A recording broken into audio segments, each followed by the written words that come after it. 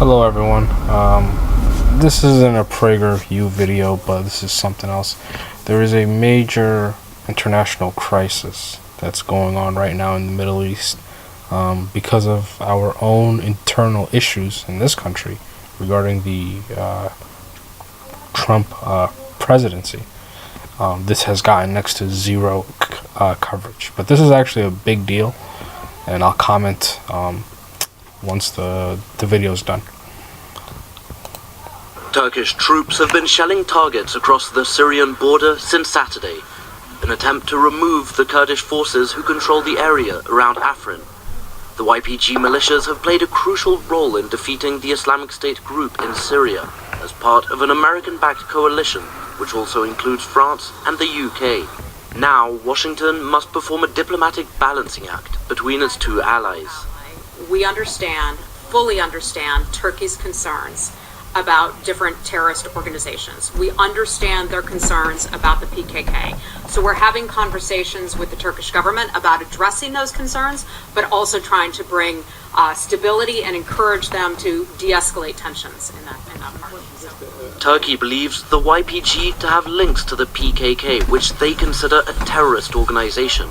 But alliances between Kurds and Western powers urging Ankara to halt the offensive. In a phone call with Recep Tayyip Erdogan, French President Emmanuel Macron repeated France's preoccupation regarding the serious degradation of the humanitarian situation in Idlib and western Ghouta provinces, ensuring without delay that civilian populations have access to humanitarian aid must remain an absolute priority. But de-escalation seems unlikely. Turkey says Western allies haven't delivered on their promises and vow to extend their operations, which could bring them close to areas where US troops are stationed. For now, Afrin is the target, but in the future we might also start operation in Minbic, also in eastern part of the Euphrates. Donald Trump is set to speak with his Turkish counterpart on Wednesday. It remains to be seen if he will renege on his support for the Kurds or risk souring relations with a strong NATO ally. Alright, so first of all, we need to know on the map where this region is. So let me see. Maps.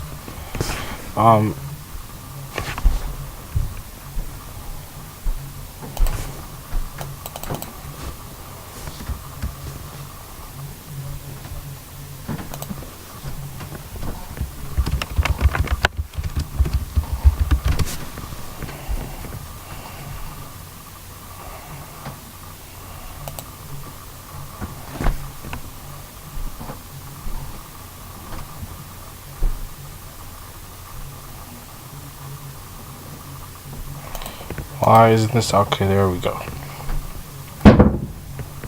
Alright, so the region, well, really, that's the Afrin city, but the region that we're talking about is actually far larger than that. And let's see. So it is about, here's Turkey, this is Syria, and we're talking about an area about that big, right there. So this is where the Turkish military is operating. And this is yet another brilliant foreign policy failure on part of the Americans. And quite honestly, I don't blame Trump completely. This started under the Obama administration and well, let me say this. The issue of ISIS, when they first rose up in 2014,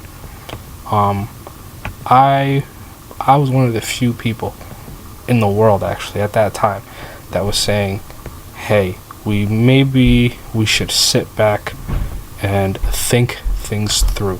Let's not act on our emotions and let's think rationally, right?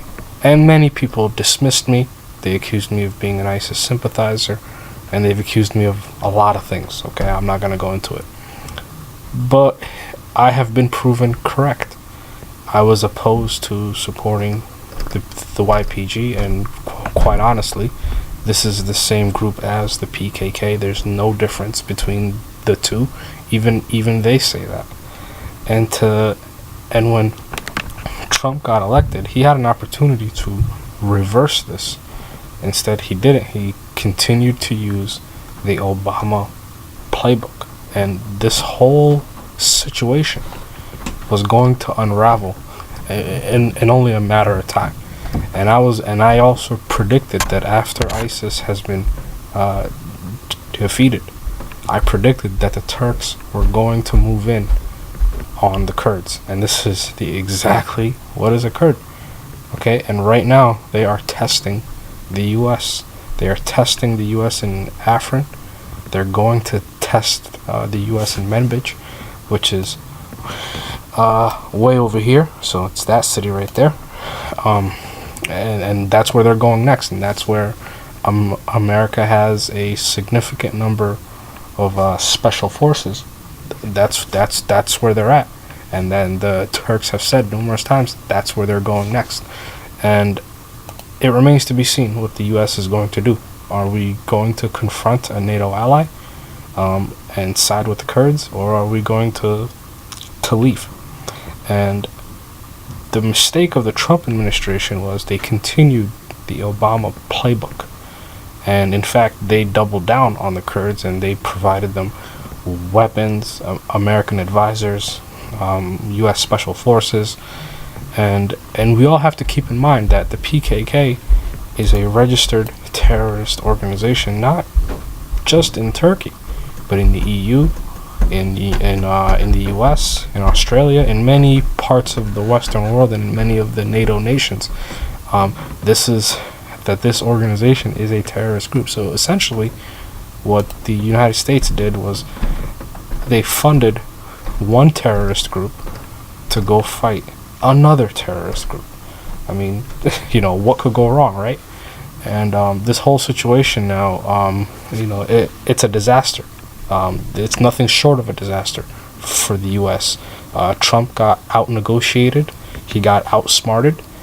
And another aspect that some people are mentioning is, we're going back to Afrin now,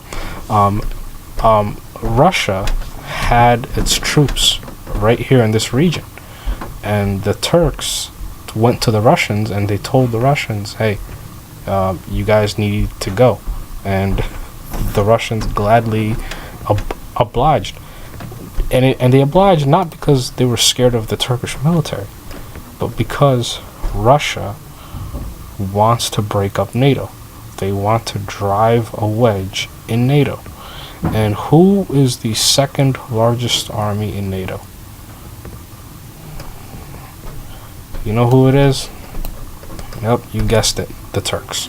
Turkey. Turkey is the second largest army in NATO. And if they can drive a wedge and remove Turkey out of NATO by triggering a military standoff, let's say, right, between the U.S. and Turkey, I mean, Vladimir Putin would be over the moon in terms of his happiness with that. So like I said again, this whole situation, it's a complete disaster, because the U.S. now has, in my view, really two choices.